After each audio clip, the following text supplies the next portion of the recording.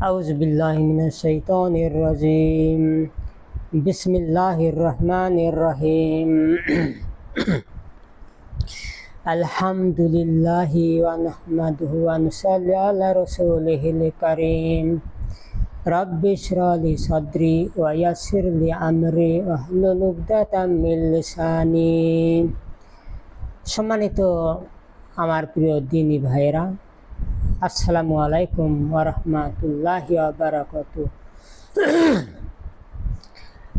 সম্মানিত হাজরিন, আমি দিন ইসলামের বিভিন্ন বিষয় নিয়ে আপনাদের সাথে কথা বলার জন্য মহান আল্লাহ তাআলার নামে শুরু করছি। দেখেন, আমরা মুসলমানরা আজ দিনের বিষয় নিয়ে বিভিন্ন মত পোষণ করে আমরা বিভিন্ন দলে বিভক্ত হয়ে পড়েছি। ঐক্য আমাদের নষ্ট হয়েছে, আর এই ঐক্য নষ্ট হওয়ার কারণে মুসলিম জাতি আজ এত দুর্বল, এত অসহায় অবস্থায় পতিত হয়েছে। ফলে বিজাতির হাতে মার খাচ্ছে, লাঞ্ছিত হচ্ছে, বঞ্চিত হচ্ছে। এই সমস্ত মূল কারণ হলো আমাদের ঐক্য নষ্ট হওয়া। আর এই ঐক্য নষ্ট হওয়ার মূল কারণ হলো দিন ইসলামের সঠিক জ্ঞান না থাকা। দিন ইসলামের সঠিক জ্ঞান যদি আমাদের থাকতো, তাহলে আমরা দিনের বিষয় নিয়ে বিভিন্ন মতবিরোধ করতাম না, বিভিন্ন দলে ভাগ হয়ে যেতাম না। বিভিন্ন দলে তো ভাগ হয়ে গেছি, বরং আমরা এক দল আর এক দলের বিরুদ্ধে যেন জিহাদ করতে প্রস্তুত হয়ে গেছি। যে জিহাদ করা উচিত ছিল বাতিল শক্তির বিরুদ্ধে, সেই জিহাদ আজ করছি আমরা নিজেদের মধ্যে। কাজে এটা একটা অত্যন্ত দুঃখজনক, এবং এটাই মুসলিম জাতির পরিণতির একমাত্র কারণ। এই কারণেই আল্লাহ এবং আল্লাহ রাসূল দিন ইসলামকে জানা ও বোঝার জন্য, অর্থাৎ দিনের ইলম অর্জনের জন্য এত গুরুত্ব দিয়েছেন যে সবচেয়ে বড় গুরুত্বপূর্ণ জিনিস দিনের ইলম অর্জন করা। এবং দিনের ইলম অর্জনের জন্যই সর্বপ্রথম আল্লাহ তাআলা হুকুম দিয়েছেন, এবং রাসূলও এ ব্যাপারে কঠোর তাগাদা দিয়েছেন। এই ব্যাপারে আল্লাহ তাআলা ইসলামের অর্থাৎ কোরআন নাজিলের সর্বপ্রথম আল্লাহ তাআলার হুকুম হচ্ছে, ইকরা বিসমি রব্বিকাল্লাযী খলাক, খলাকাল ইনসানা মিন আলাক। পড়ো তোমার প্রভুর নামে, যিনি তোমাকে আলাক থেকে সৃষ্টি করেছেন। এখানে ইসলামের সর্বপ্রথম হুকুম হচ্ছে ইকরা, অর্থাৎ পড়ো। ইকরা বা পড়ো, এ কথার অর্থ হচ্ছে জ্ঞান অর্জন করা। এই ব্যাপারে আল্লাহ তাআলা কোরআনের মধ্যে অনেক কথা বলেছেন। যেমন সূরা নাহালের 43-44 আয়াতে আল্লাহ তাআলা বলছেন যে, ফাসআলু আহলে যিকরি ইন কুনতুম লা তা'লামুন। তোমরা যদি না জানো, তাহলে যারা জানে তাদেরকে জিজ্ঞেস করো। অর্থাৎ হক্কানি আলেমদের কাছে যাওয়া, এটা আল্লাহ পাকের হুকুম, এটা ফরজ দায়িত্ব। হক্কানি আলেমদের কাছে গেলে আমরা দিন ইসলামের সঠিক জ্ঞান অর্জন করতে পারব। এরপরে আল্লাহ তাআলা বলছেন যে, ওয়া আনজালনা আলাইকাল কিতাবা লিতুবাইয়িনা লিন-নাসি মা উনজিলা ইলাইহিম লাআল্লাহুম ইয়াতাফাক্কারুন। হে রাসূল, আপনার প্রতি যে কিতাব নাজিল করা হয়েছে, তার উদ্দেশ্য হলো মানুষকে এই কিতাবের কথাগুলো সুস্পষ্টভাবে মানুষের সামনে উপস্থাপন করবেন, যা তাদের জন্য নাজিল করা হয়েছে, এবং যেন এটা নিয়ে তারা চিন্তা গবেষণা করে। তার অর্থ হলো এখানে যে রাসূলের প্রতি যে নির্দেশ, এটা শুধু রাসূলের জন্য না, বরং যারা নায়েবে রাসূল হিসাবে এই দুনিয়ায় বিরাজ করবেন, এবং সমগ্র উম্মাতের জন্য, রাসূলের সমগ্র উম্মাতের উপরও এটা ফরজ যে দিন ইসলাম বা কোরআনের জ্ঞান যে যতটুকু অর্জন করবে, সেটা অন্যের কাছে এটা পৌঁছে দেবে।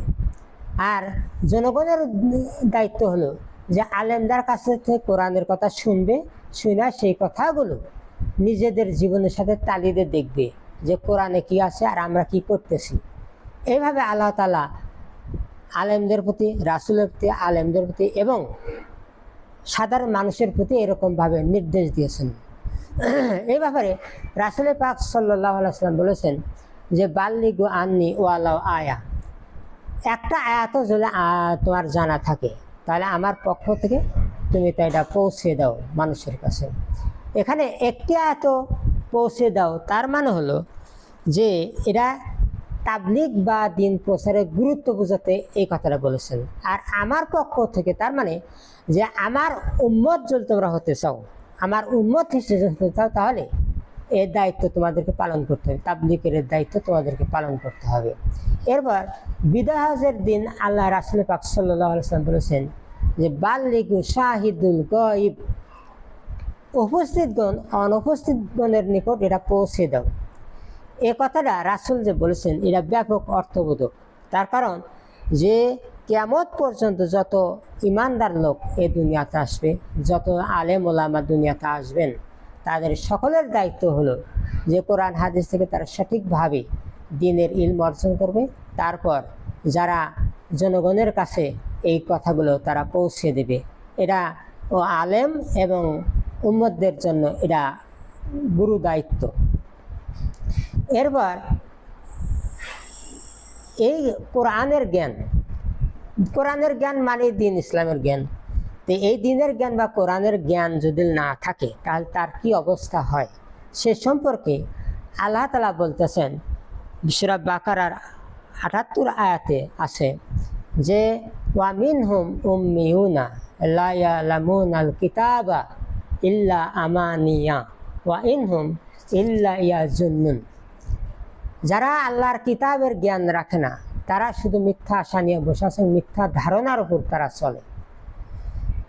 আল্লাহ তাআলার কথাটা যে বললেন, কথাটার গুরুত্ব আমরা অবশ্য দেই না, অর্থাৎ এটা একটা গুরুত্বপূর্ণ একটা বিষয় যে আল্লাহর কিতাবের জ্ঞান বা কোরআনের জ্ঞান যাদের নেই তারা শুধু মিথ্যা আশা নিয়ে বসে আছে এবং তারা যে ধারণা পোষণ করে এই ধারণা ভিত্তিহীন অমূলক। এর কারণ হচ্ছে, আমি একটা উদাহরণ একটা কথা বলি, যেমন ধর্ম ব্যবসায়ীরা তারা জনগণকে ধোকা দিয়ে বোকা বানিয়ে দুনিয়ার ফায়দা লোটার জন্য কোরআনের কিছু অপব্যাখ্যা দেয়। যেমন সূরা মায়েদার ৩৫ নম্বর আয়াতে থেকে তারা একটা দলিল পেশ করে, তারা বলে যে ওয়াবতাগু ইলাইহিল ওয়াসিলাতা, এই যে দেখো কোরআনের মধ্যে আছে উসিলা ধরার কথা। তারপর তারা এই আয়াতের ব্যাখ্যায় বোঝায় নিজে এই আয়াতের ব্যাখ্যাটা নিজের দিকে টানে, অর্থাৎ বোঝায় যে আমি সেই উসিলা, এবং এই ধরনের ধোঁকা দিয়ে মানুষকে প্রতারিত করে। আসলে এই আয়াতের ব্যাখ্যা বা অর্থটা কি আমি একটু খেয়াল করেন। এই আয়াতে আল্লাহ তাআলা বলছেন যে ইয়া আইয়ুহাল্লাযিনা আমানুত্তাকুল্লাহা ওয়াবতাগু ইলাইহিল ওয়াসিলাতা ওয়া জাহিদু ফি সাবিলিহি লাআল্লাকুম তুফলিহুন। হে ঈমানদারগণ, তোমরা আল্লাহর গজব থেকে আত্মরক্ষা করো এবং আল্লাহর নৈকট্য অর্জনের জন্য তোমরা উসিলা তালাশ করো।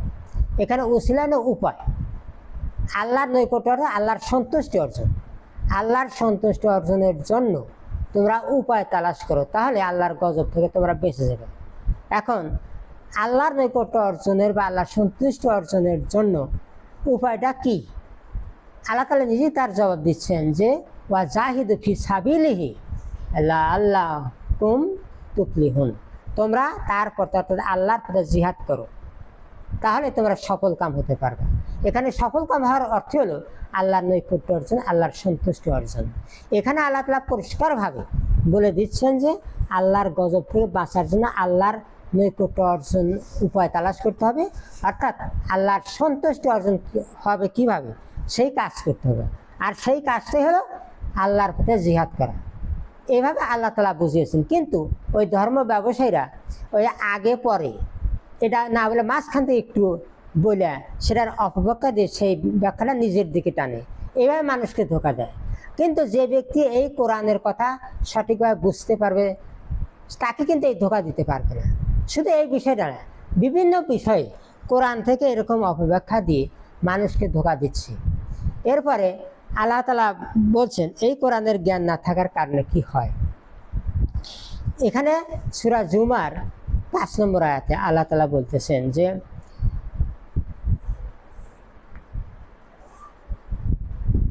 মাসালুল্লাযিনা হুম্মিলুত তাওরাতা সুম্মা লাম ইয়াহমিলুহা কামাসালিল হিমারি ইয়াহমিলু আসফারা।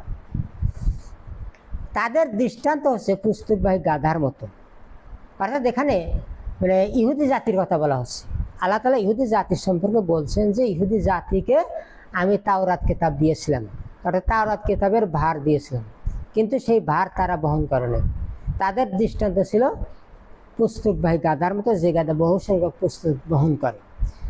এ কথা দ্বারা আল্লাহ তাআলা কি বুঝাচ্ছেন? বুঝাচ্ছেন এই কথা যে গাধা যেমন তার পিঠে দামি দামি বই পুস্তক চাপিয়ে দিল ও শুধু বয়া নিয়ে যাবে, কিন্তু ওই বইয়ের ভিতরে কী কথা লেখা আছে এটা বুঝবো না, ও থেকে সে কোনো কল্যাণ অর্জন করতে পারবে না।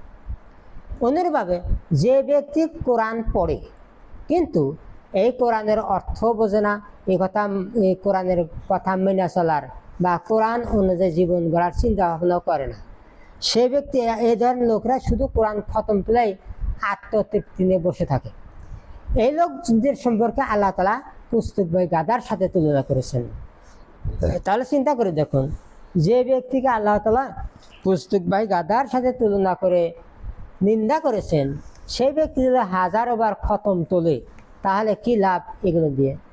এই ব্যাপারে কবি নজরুল ইসলাম বলেছেন যে কেন পাপ করে ভুল পথে যায় মানব জন্ম লয়ে, কেন আসে এই ধরাতে জন্ম অন্ধ পঙ্গু হয়ে। কোন শাস্ত্রী বা মাওলানা বলো জানে কি তার ভেদ, গাধার মতন বয়ে চলেছে শাস্ত্র কোরআন বেদ।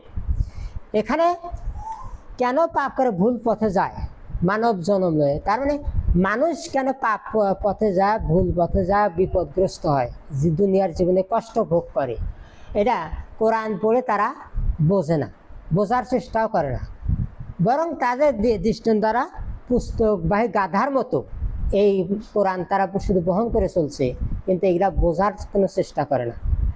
এইভাবে আল্লাহ এবং আল্লাহ রাসূল কোরআনের জ্ঞান না থাকার কারণে যে ফল হয় সেই ব্যাপারে বিস্তারিতভাবে উল্লেখ করেন। যেমন রাসূল পাক সাল্লাল্লাহু আলাইহি ওয়াসাল্লাম বলেছেন, ইন্নাল্লাযী লাইসা ফি জাওফিহি শাইউম মিনাল কুরআনি কাল বাইতিল খরিব।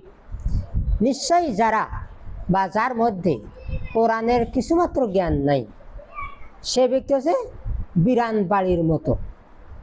এখানে রাসূল পাক সাল্লাল্লাহু আলাইহি ওয়াসাল্লাম যে কথাটা বললেন যে কোরআনের কিছুমাত্র জ্ঞান নাই, তার মানে শিরক বিদআত কুফরি মুনাফিকি এগুলো থেকে মুক্ত হয়ে তাওহীদের রাজপথে কিভাবে কায়েম থাকতে হবে এটুকু জানার জন্য কোরআনের যতটুকু জ্ঞান প্রয়োজন এটাকেই কিছু জ্ঞান বলা হয়েছে। এইটুকু জ্ঞান যার নাই সে ব্যক্তি বিরান বাড়ি বা সারা বাড়ির মতো।